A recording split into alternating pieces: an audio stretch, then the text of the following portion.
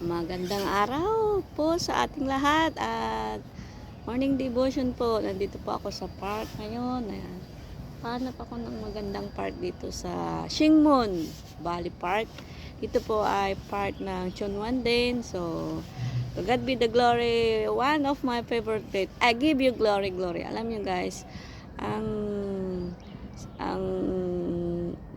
one of na gift na may bibigay natin sa ating buong may kapal ay bigyan po siya ng kapurihan sa ating araw-araw. Kahit saan po tayo pumunta, give her the glory belongs to God. So, good morning everyone.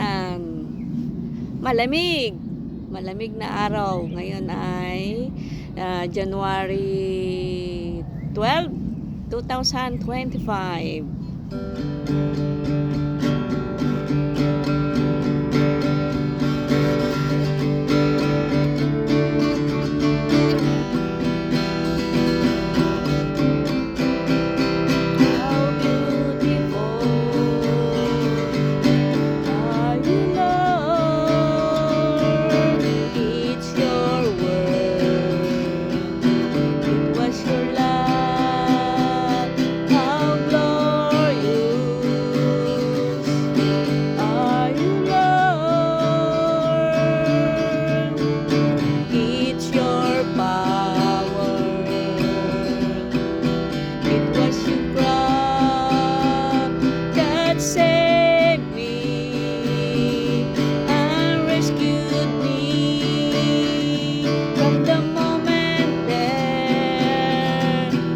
Set me free. I give you glory, glory. I give you glory, glory. I give you glory, glory. Jesus.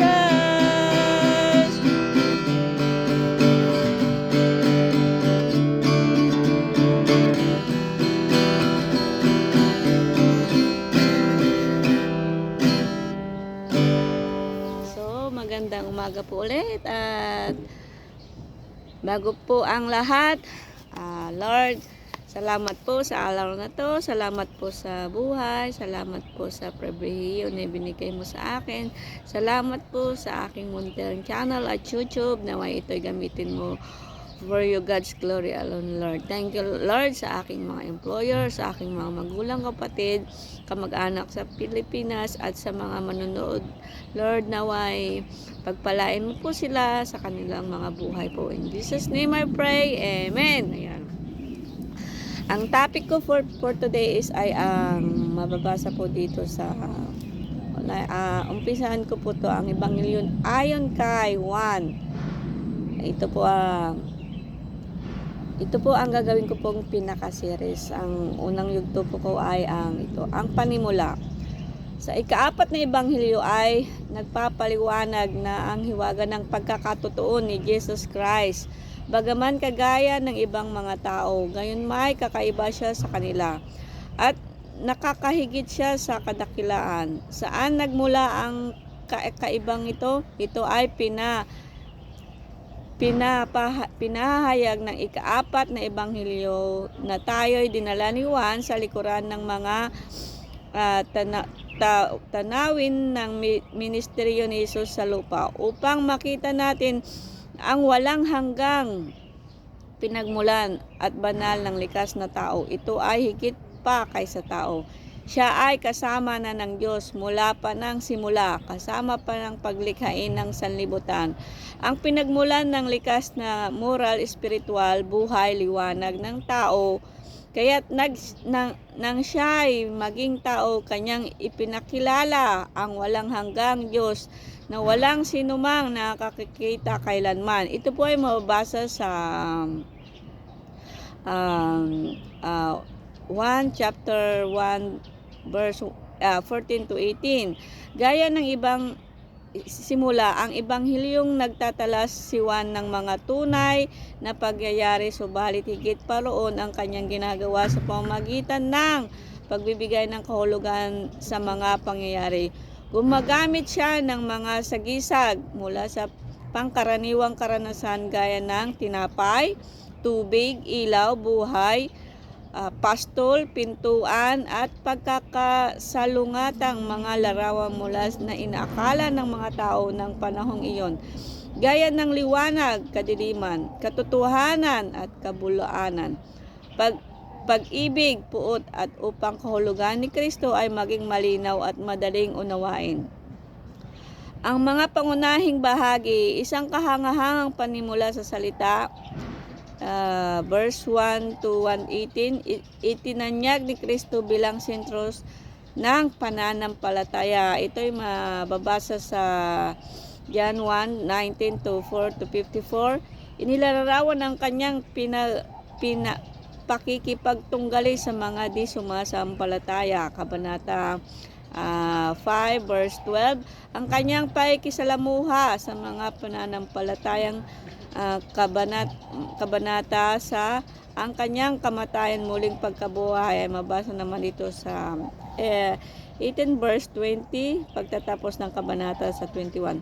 Panimula ni Apostol Juan ang may akda ng aklat na ito. So ang aking babasahin po ay mula sa sinulat ni Juan. Ito. Ang salita ng buhay. Ito yung mababasa niya dito yung sa chapter 1. Basahin ko po hanggang chapter 1 verse 1 to 18. Ang sabi po dito, sa salita ng buhay. Sa simula ay ang salita at ang salita ay kasama ng Diyos at ang salita ay Diyos. Sa simula ay kasama siya ng Diyos. Sa lahat ng mga bagay ay ginawa sa pamamagitan niya at kung wala siya ay hindi nagawa ng anumang bagay na ginawa. Nasa kanya ang buhay at ang buhay siyang ilaw ng mga tao. Ang ilaw ay liwanag sa kadiliman at ito'y hindi nagapi ng kadiliman. Mayroong isang tao na isinugo mula sa Diyos na ang pangalan ay Juan. Siya ay dumating bilang saksi upang magpatutuo tungkol sa ilaw, upang sa pamamagitan niya ay sumampalataya ang lahat. Hindi siya ang ilaw, kundi dumating siya upang magpatutuo tungkol sa ilaw. Siya ang tunay na ilaw na tumanglaw sa bawat dumarating sa sanlibutan.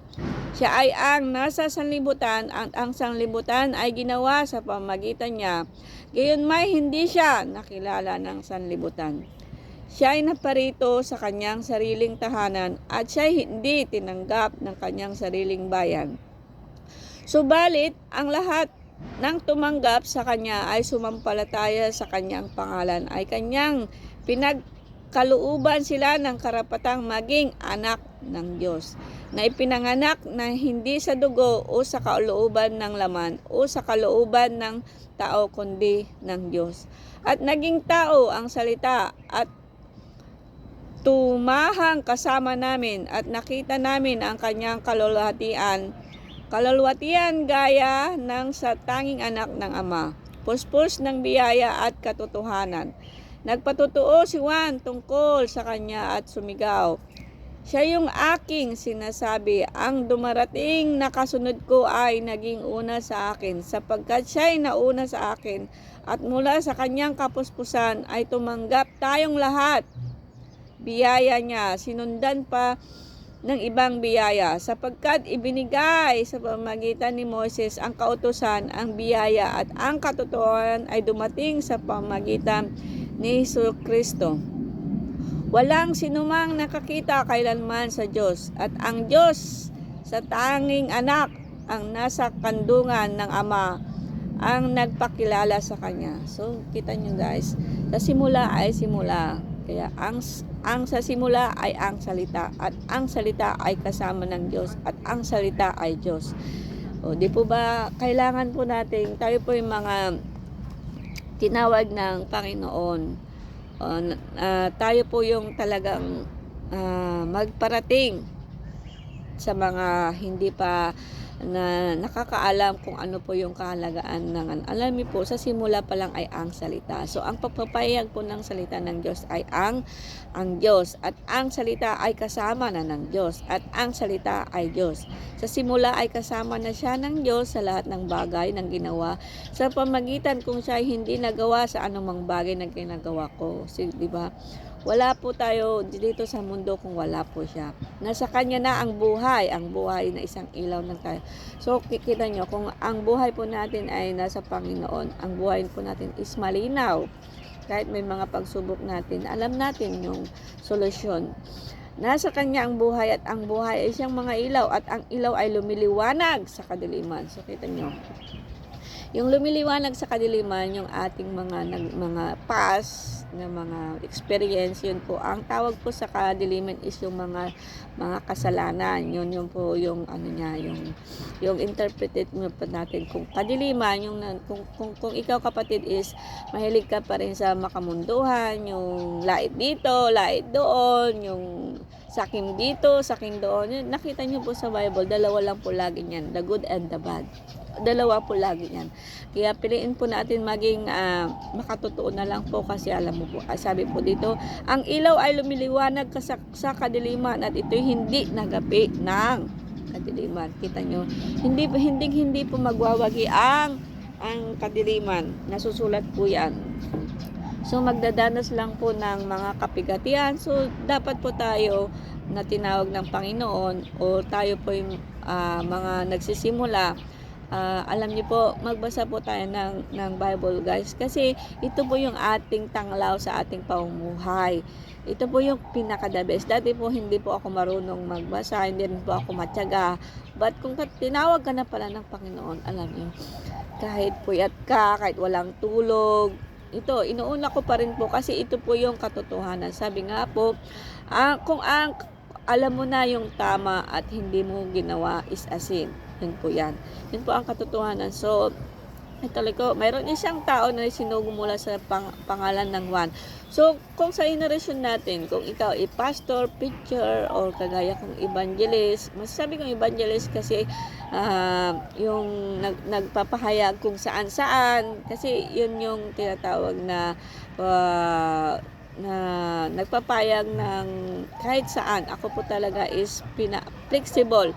May pera po ako, wala. May simbahan po ako na building, o wala. As long as po may Bible po ako, masaya na po ako sa aking buhay. Kasi alam ko po, dayo lang po ako dito sa Hong Kong. I do believe na pag umuwi ako sa Pilipinas, I do believe and pray na doon po ako magkakaroon ng tawag dito ng ministry talaga na permanent pag nandun po ako sa Pinas. But what God's will into my life, I just follow. So siya dumating ay bilang saksi upang magpatutuo tungkol sa ilaw, upang sa pamamagitan siya ay sumampalataya sa lahat. Hindi siya ang ilaw, kundi sa dating upang magpatutuo. So tayo pong nakakaranas ng kalulatian ng Espiritu ng Panginoon. Tayo po talaga yung magpapakatotoo na ang salita ng Panginoon ay napaka-importante po sa ating sa araw, para po sa yung iba po hindi, para po maingganyo din po silang magbasa ng salita ng Panginoon, dahil doon po yung kanyang talagang